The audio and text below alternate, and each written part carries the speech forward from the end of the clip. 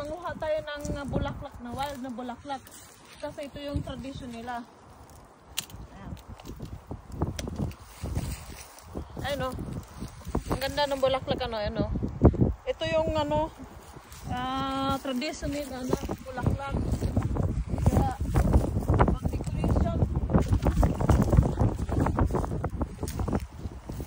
Ano nga.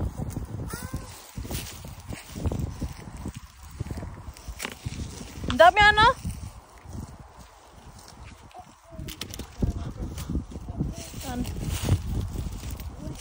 Wild ito mga idol. Mahal ito sa tindahan mga idol. Binibenta to mahal, pero hindi ako nagbibenta dahil ano yun, no? Yabit. Ayan. Ano siya ba? Parang sana madulas.